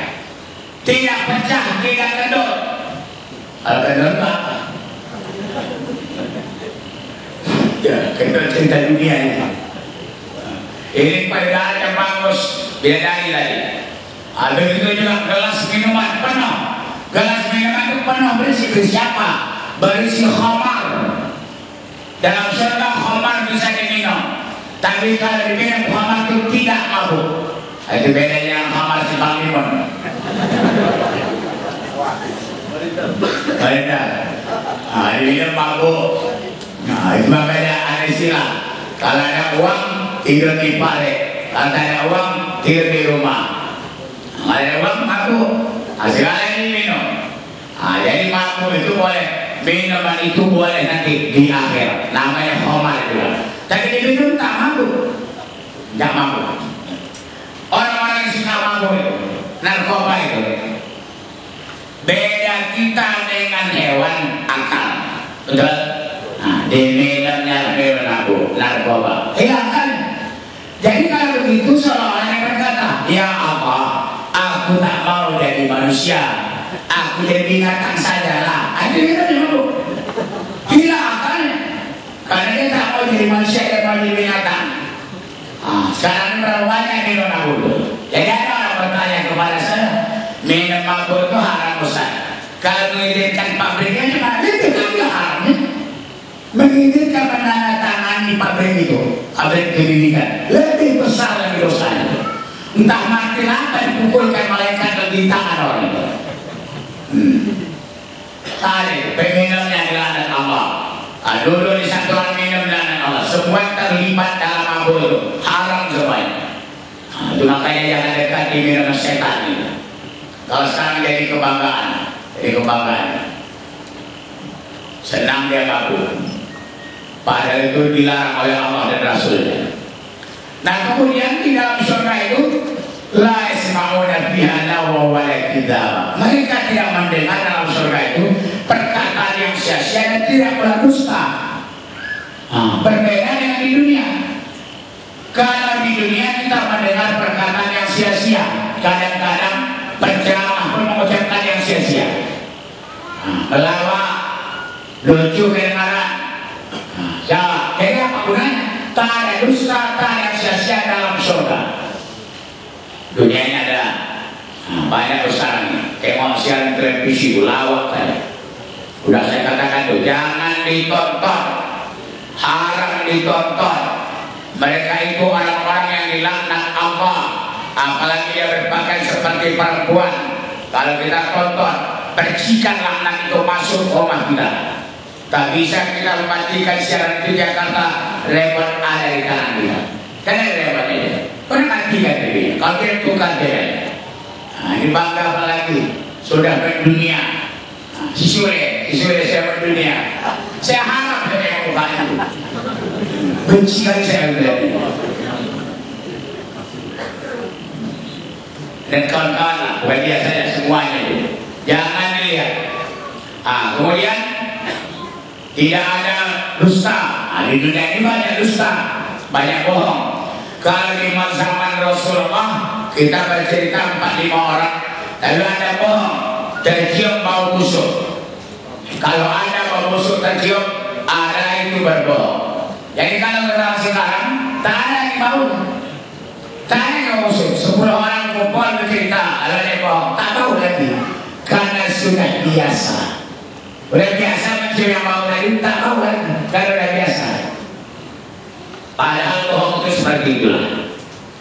Kemudian jasa awi faktor rabbika aqa'an isaba, itu sebagai balasan dari Tuhanmu dan pemberian yang banyak. Allah Ta'ala membalas iman mereka dan kesolehan amal mereka dan pemberian yang banyak. Pemberian itu sebagai apa? Tafaddulan min wa ihsana, tafaddul dari Allah Ta'ala dan ihsan, kafian wafian syamilan kasiran, mencukupi, sempurna, mencakup banyak diberikan Allah, termasuk juga istri yang banyak tidak. Dan ada sebuah hadis saya baca, bidadari di surga itu, umpamanya, maaf kata, setelah dia dihubungi dia gadis, setelah dihubungi tak gadis lagi, kemudian nanti diulang lagi gadis lagi, diulang lagi gadis lagi, diulang lagi gadis lagi. Jadi kalau begitu setiap kali berhubungan intim di dalam surga tetap gadis, itulah surga. Kalau di dunia ini tak bisa lagi. Baru pertama kali mudah tak gadis. Ada zaman sekarang. Udah tak gadis. Ini gadisnya terus. Ada kelebihan surga itu diciptakan Allah Ta'ala. Luar biasa. Ada istrinya 100 istrinya. Luar biasa itu. Nabi Sulaiman saja pun hidup di dunia ini istrinya 100. Nabi Sulaiman, tapi itu syariat di masa itu membolehkan. Tapi kadang-kadang lupa dia mengucapkan insya Allah. Nabi Sulaiman ditegur oleh Allah Ta'ala. Istriku yang 100 itu akan kukunjungi setiap malam supaya istriku itu hamil semuanya. 100 orang hamil semuanya. Macam di puskesmas saja hamil semuanya. Kemudian lahir anak laki-laki semua. Ajak dia naik kuda, menunggang kuda dan berperang. Kata Nabi Sulaiman, ada perdana menteri Nabi Sulaiman, namanya Asim bin Bakhriyah. Ucapkan insya Allah ya Rasulullah. Ucapkan insya Allah. Lupa Nabi Sulaiman mengucapkannya. Istri yang 100 itu tidak ada yang hamil kecuali satu. Yang satu itu pun tidak melahirkan anak sempurna kecuali sepotong daging. Itu gara-gara tidak mengucapkan insya Allah. Itu Nabi yang pendukung Tuhan. Apalagi kita. Nah, demikian uraian Syekh Wahbah bin Mustafa Al-Zuhaili hafizahullah ta'ala dalam kitabnya At-Tafsir Al-Munir. Harus waktu ini. Pendek ya, sekali lagi dan selesai ayat ini. Kemudian Rabbis samawati wal ardi wa ma bainahuma ar-rahman la yamlikuna minhu khitaba yawma yahmur ruh wal malaikatu saffa la yatakallamuna illa man adana ar-rahman wa qala shawab. Dzalikal yaumul haqq faman syaa'a ittakhadha ila rabbih ma'aba. Inna anzarnakum 'adzaban qariba yauma yanzuru al-mar'u ma qaddamat yadahu wa yaqul kafir ya laitani kuntu turaba. Rabbis samawati, Tuhan yang melihara tujuh lapis langit dan bumi, langit dan bumi. Kemudian apa yang ada di antara keduanya, yang maha pengasih, pemurah, tidak memiliki khitab berkata-kata dengannya. Apa maksudnya? Adapun Arab adalah yang memiliki bertindak dengan tadbir secara kasih sayang. Jadi Arab tadi mengatur, bertindak, mengatur dengan kasih sayang. Kemudian yang dimaksud dengan langit dan bumi, dan di antara keduanya dari segala yang maujud, apa yang ada di langit, apa yang ada di bumi, yaitu Tuhan, langit dan bumi. Jadi kenapa langit dan bumi saya disebut? Kenapa disebut Allah Ta'ala Tuhan langit dan bumi? Kenapa tidak disebutnya lain? Karena yang paling besar dipandang manusia ini langit dan bumi. Tak ada yang besar lagi. Langit itu besar luas, bumi luas sampai seluruh langit dan bumi. Pada kecil-kecil mulai Tuhan lipas. Itu Tuhan dari apa namanya? Udah kecil. Apa langit itu Tuhan yang buat, bumi Tuhan yang buat, dan tidak ada daun-daunan yang jatuh ke bumi yang tidak diketahui oleh Allah Taala. Itu namanya wal hayyul qayyum. Dianya maha hidup dan dia maha qayyum. Apa itu qayyum? Al qaimu bi tadbir khalqi, yang melaksanakan mentadbir makhluknya, mengatur makhluknya. Kata mau salah matahari itu terbit dari timur, tak mau pula dari terbit dari barat. Kalau terbit dari barat kiamat dunia. Tujuan itu pengaturan itu indah.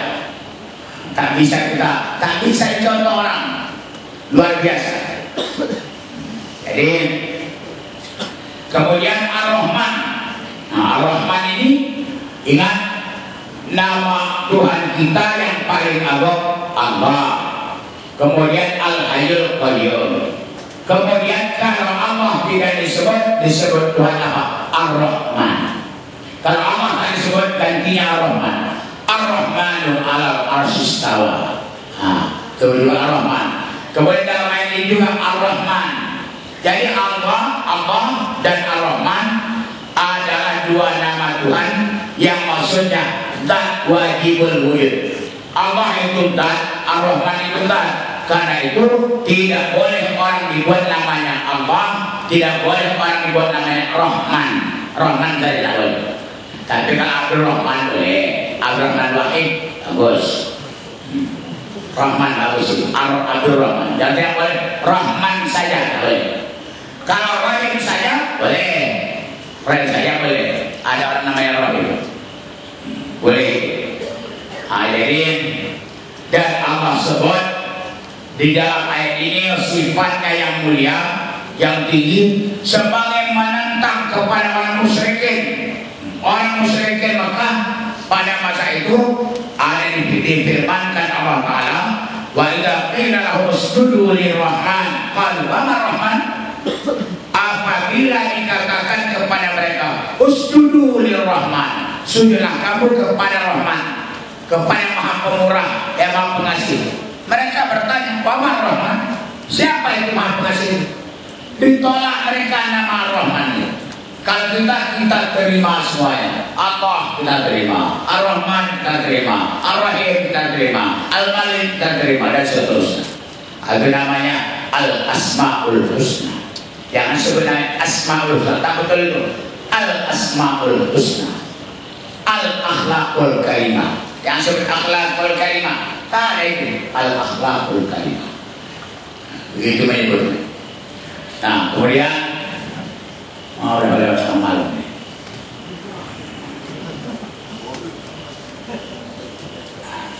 Jadi tadi ada disebut yauma yaqumu ruh wal malaikah. Masalah roh itu terjadi perbedaan pendapat di antara ulama. Ada mengatakan roh itu siapa? Jibril. Ada mengatakan Ar-Ruh itu roh Bani Adam. Jadi kalau Ar-Ruh maksudnya biasa ditafsirkan ulama adalah malaikat Jibril. Jadi kenapa malaikat Jibril itu dimuliakan? Dia sendiri roh. Kemudian malaikat, kalau malaikat, keistimewaan malaikat Jibril itu dia disebut Ar-Ruh karena dia litasrifi qadrihi bibilaghi syariah. Karena tinggi kemuliaan, tinggi pangkatnya. Karena malaikat Jibril itu diizinkan Allah menyampaikan syariat. Jibril membawa syariat turun kepada Muhammad. Karena itu malaikat Jibril itu diistimewakan. Bahkan dia penghulu segala malaikat. Bahkan menurut Imam Az-Zamakhsyari, malaikat Jibril lebih mulia dari Nabi Muhammad. Pendapat Az-Zamakhsyari, malaikat Jibril lebih mulia dari Nabi Muhammad karena Jibril itu pernah menjadi guru Nabi Muhammad. Tapi ulama marah, taqalil adab ilam yatab yang qalib. Layaklah Az-Zamakhsyari itu disiksa Allah kalau dia tidak bertaubat dari perkataannya itu. Jadi manusia yang paling mulia adalah Nabi Muhammad sallallahu alaihi wasallam. Ingat tuh ceramah kita untuk Maulid yang lalu. Bahkan Nabi Muhammad lebih mulia dari Arash, lebih mulia dari kursi, lebih mulia dari Al-Masjidil Haram, lebih mulia dari Al-Masjidil Nabawi, lebih mulia dari Ka'bah.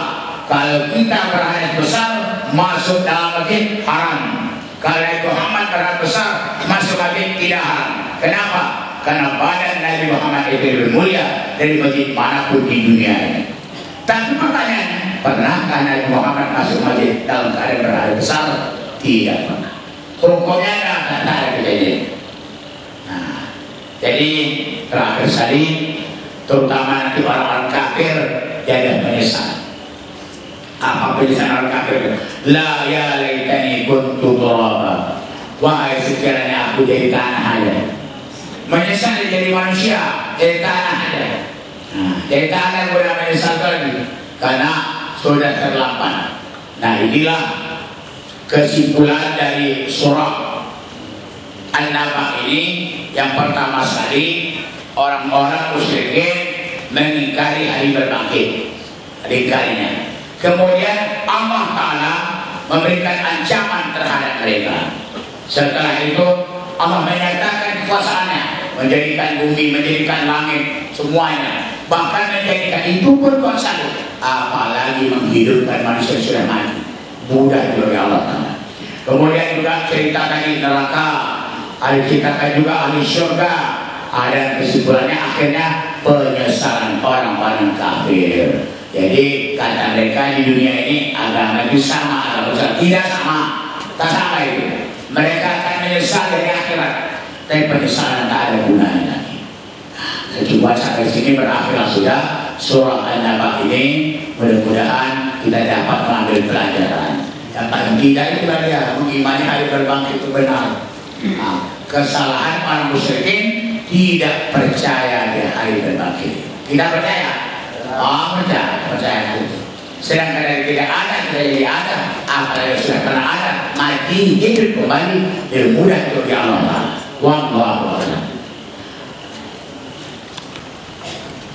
Terima kasih kepada guru kita yang menyerah malam ini, dan karena waktu sudah larut malam, dan sebagai penghujung pengajian kita ini adalah doa yang langsung oleh guru kita Dr. Haji Ardiansyah pada guru kita di sana.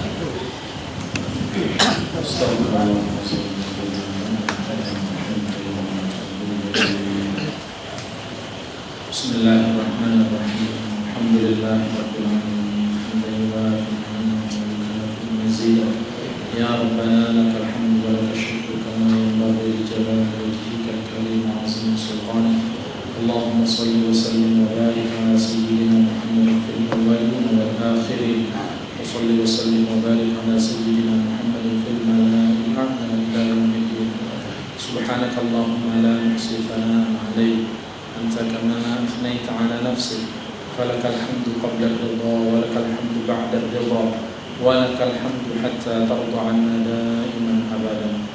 اللهم اجعل جمعنا هذا جمعا مرحوما وتفرقنا من بعده تفرقا ولا تدع فينا شقيا ولا محروما اللهم أعنا على ذكرك وشكرك وحسن عبادتك اللهم أحسن عاقبتنا في الأمور كلها وأجرنا من خزي الدنيا وعذاب الآخرة اللهم علمنا ما ينفعنا وانفعنا بما علمتنا وارزقنا علما نافعا ربنا آتنا من لدنك رحمة وهيئ لنا من أمرنا رشدا ربنا آتنا في الدنيا حسنة وفي الآخرة حسنة وقنا عذاب النار صلى الله على سيدنا محمد النبي الأمي وعلى آله وصحبه أجمعين والحمد لله. Dengan bacaan doa tadi maka kita panjangkan kami dan insyaallah kita akan bertemu pada minggu depan. Insyaallah, insyaallah, insyaallah ada jalan.